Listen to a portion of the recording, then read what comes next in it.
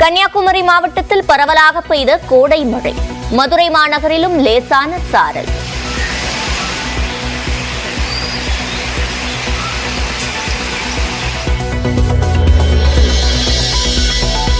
இன்றும் நாளையும் வட தமிழக உள் மாவட்டங்களில் 4 டிகிரி செல்சியஸ் வெப்பம் அதிகரிக்க வாய்ப்பு.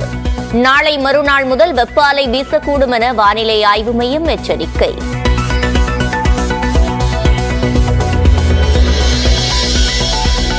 கோடையில் மக்கள் கூட்டத்தை தவிர்க்க ஊட்டி, கொடைக்கானலில் இ-பாஸ் முறையை அமல்படுத்த வேண்டும்.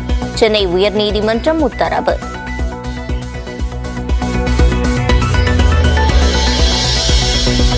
பொறியியல் படிப்புகளுக்கான கலந்தாய்வு மே 5ஆம் தேதி தொடங்க வாய்ப்பு. ஆகஸ்ட் தொடக்கத்தில் கலந்தாய்வு நடைபெறக்கூடும் என தகவல்.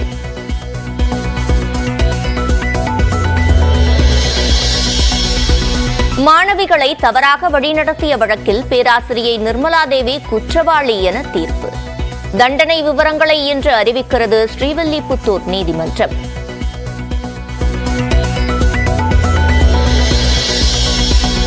பாஜகவில் இணைந்தவர்கள் மீதான அமலாக்கத்துறை வழக்கு எதுவும் ரத்தாகவில்லை. காங்கிரஸ், திமுக உள்ளிட்ட எதிர்க்கட்சிகளின் குற்றச்சாட்டிற்கு நியூஸ் 8 நேர்காணலில் பிரதமர் மோடி விளக்கம்.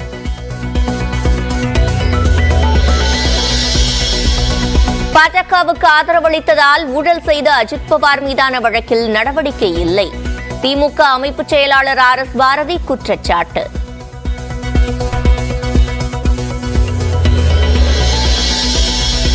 காங்கிரஸ் ஆட்சிக்கு வந்தால் ஏழை பெண்களுக்கு மாதந்தோறும் 8500 ரூபாய் வழங்கப்படும். சத்தீஸ்கர் பரப்புரையில் காங்கிரஸ் முன்னாள் தலைவர் ராகுல் காந்தி வாக்குறுதி.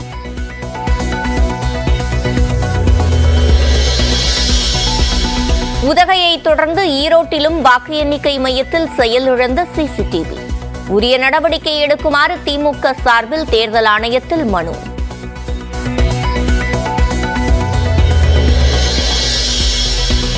மத்திய அமைச்சர் அமித்ஷா சென்ற ஹெலிகாப்டர் கட்டுப்பாட்டை இழக்கவில்லை. உள்துறை அமைச்சகம் நியூஸ் 8 தமிழ்நாட்டிற்கு விளக்கம்.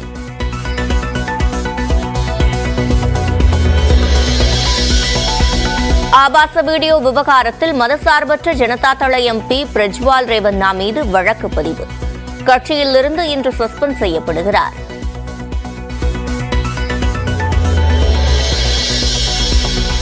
ரத்தம் உறையக்கூடிய பக்க விளைவை கொரோனா தடுப்பூசி ஏற்படுத்தக்கூடும்.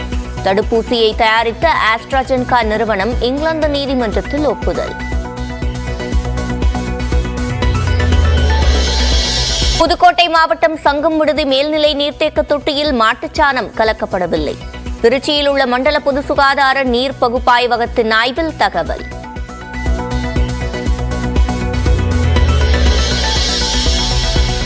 வேலூர் மாவட்டம் குடியாத்தம் அருகே தண்டவாளத்திற்கு மேலே செல்லும் மின்கம்பி அறுந்து விழுந்ததால் பரபரப்பு. Brindavan express, Kovai express, Mumbai express உள்ளிட்ட 6 ரயில்களில் 4 மணி நேரம் தாமதமாக இயக்கம்.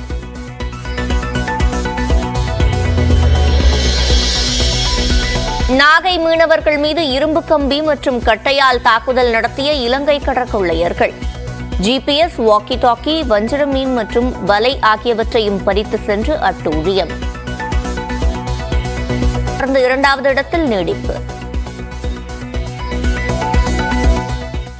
தமிழ்நாட்டில் கோடை வெயில் 15 இடங்களில் சதமடித்தது. அதிகபட்சமாக ஈரோட்டில் 109 டிகிரி ஃபாரன்ஹீட் பதிவான நிலையில் ராணிப்பேட்டை மாவட்டத்தில் வெயில் தாக்கத்தால் மயங்கி விழுந்த சிறுவன் உயிரிழந்த சோகம் அரங்கேறியது. தமிழ்நாட்டில் 15 இடங்களில் வெப்பம் 100 டிகிரி ஃபாரன்ஹீட்டை கடந்த நிலையில் அதிகபட்சமாக ஈரோட்டில் 108.68 டிகிரி ஃபாரன்ஹீட் வெயில் சுட்டரித்தது. திருப்பத்தூரில் 107.6 டிகிரி ஃபாரன்ஹீட்டும், சேலத்தில் 106.88 டிகிரி ஃபாரன்ஹீட்டும், வேலூரில் 106.7 டிகிரி ஃபாரன்ஹீட்டும் பதிவானது. கரூர் பரமத்தியில் 105.8 டிகிரி ஃபாரன்ஹீட் பதிவானது. தருமபுரியில் 104.9 டிகிரி ஃபாரன்ஹீட்டும், திருச்சியில் 104.54 டிகிரி ஃபாரன்ஹீட்டும் பதிவானது. மதுரை விமான நிலையம் பகுதியில் 104.36 டிகிரி ஃபாரன்ஹீட் பதிவான நிலையில் திருத்தணியில் 104.18 டிகிரி ஃபாரன்ஹீட்டும், மதுரை நகர் மற்றும் தஞ்சை பகுதிகளில் 104 டிகிரி ஃபாரன்ஹீட்டும் பதிவானது. கோவையில் 103.64 டிகிரி ஃபாரன்ஹீட் வெப்பம் பதிவானது. நாமக்கல்லில் 102.2 டிகிரி ஃபாரன்ஹீட் வெப்பமும், சென்னை மீனம்பாக்கத்தில் 100.04 டிகிரி ஃபாரன்ஹீட் வெப்பமும் பதிவானது. இந்நிலையில் இன்று முதல் 3 நாட்களுக்கு வட தமிழக உள் மாவட்டங்களில் ஒரு சில இடங்களில் வெப்பநிலை இயல்பை விட 39 டிகிரி ஃபாரன்ஹீட் அதிகமாக இருக்கக்கூடும் என வானிலை ஆய்வு மையம் கூறியுள்ளது.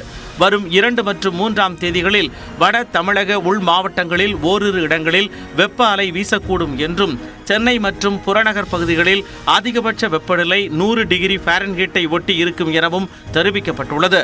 கன்னியாகுமரி மற்றும் திருநெல்வேலி மாவட்டங்களில் ஓரிரு இடங்களில் 3 நாட்களுக்கு லேசான மழை பெய்தது. கன்னியாகுமரி மாவட்டத்தில் மார்த்தாண்டம், குழித்துறை, களியக்காவிளை, திருவட்டார் போன்ற பகுதிகளில் மிதமான மழை பெய்தது. மதுரை மாநகரில் தெப்பக்குளம், சிம்மக்கல், கோரிப்பாளையம், எல்லீஸ் நகர், அண்ணா நகர் உள்ளிட்ட பகுதிகளில் 15 நிமிடங்கள் லேசான சாரல் மழை பெய்தது.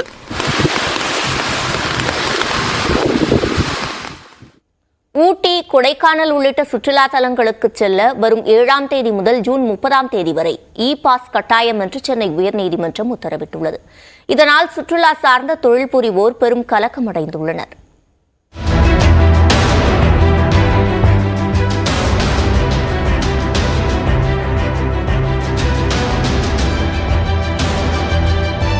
கோடை வெப்பத்தை சமாளிக்கவும், விடுமுறையை குடும்பத்துடன் கொண்டாடவும் ஏராளமான பொதுமக்கள் ஊட்டி, கொடைக்கானல் உள்ளிட்ட சுற்றுலா தலங்களுக்கு செல்ல ஆயத்தமாகி வருகின்றனர். ஒவ்வொரு ஆண்டும் கோடை காலத்தில் ஊட்டி, கொடைக்கானலுக்கு லட்சக்கணக்கான சுற்றுலா பயணிகள் பேருந்துகளிலும் கார்களிலும் செல்வதால் மலைப்பகுதி முழுவதும் களைகட்டும்.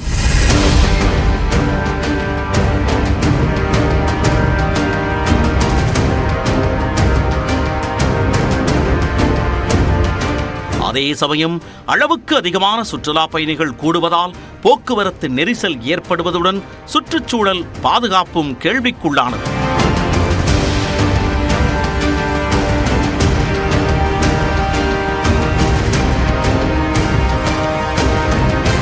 இது தொடர்பான வழக்கு சென்னை உயர்நீதிமன்றத்தில் விசாரணைக்கு வந்தபோது நீலகிரி மற்றும் திண்டுக்கல் மாவட்ட ஆட்சியர்கள் காணொலி காட்சி மூலம் ஆஜராகினர்.